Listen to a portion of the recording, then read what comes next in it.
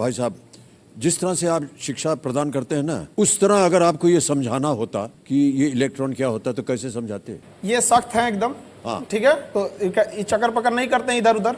तो न्यूट्रॉन हो गए ये, इनको न प्लस से मतलब है न माइनस से मतलब है। ये हो गए न्यूट्रॉन और हम हो गए प्रोटॉन।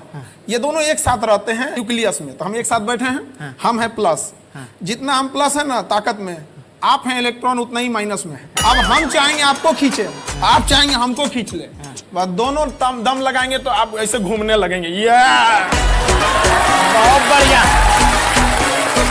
ये गोल गोल जिंदगी भर नहीं भूलूंगा तो जो अभी आपने सिखाया है।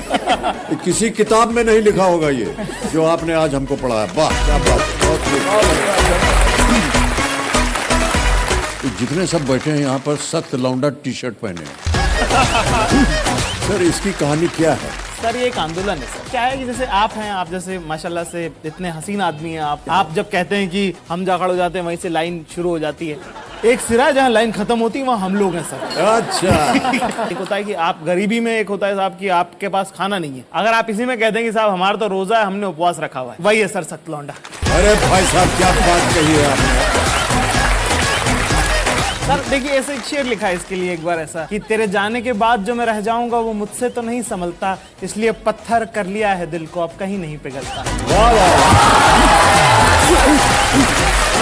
ये होता था कि ग्रेजुएट बनना चाहिए, किसी भी तरह से पढ़ लिख करके हम पास हो गए, ग्रेजुएट हो गए। तो ग्रेजुएट के बाद हम लोग जो 5-6 मित्र जन थे, शाम को बैठा करें अकेले, मैं यार क्या यार कुछ नौकरी वोकरी मिली क्या? बोले नहीं कुछ नहीं हुआ यार।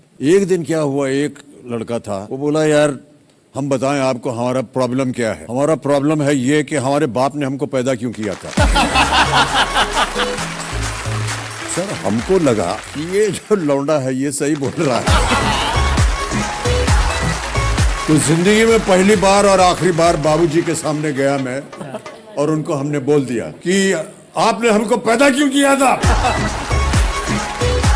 सर इधर से कुछ जवाब नहीं आया और हम चले गए कमरा छोड़ के, सो गए। हम जब उठे तो हमने देखा कि तकिए के बगल में एक कागज रखा है। वो कागज में एक कविता लिखी है बाबूजी ने। तो वो कविता हम आपको सुनाना चाहें कि जिंदगी और जमाने की कश्मकश से घबराकर मेरे बेटे मुझसे पूछते हैं कि हमें पैदा क्यों किया, और मेरे पास इसके सिवा कोई जवाब नहीं कि मेरे बाप ने भी बिना पूछे मुझे क्यों पैदा किया,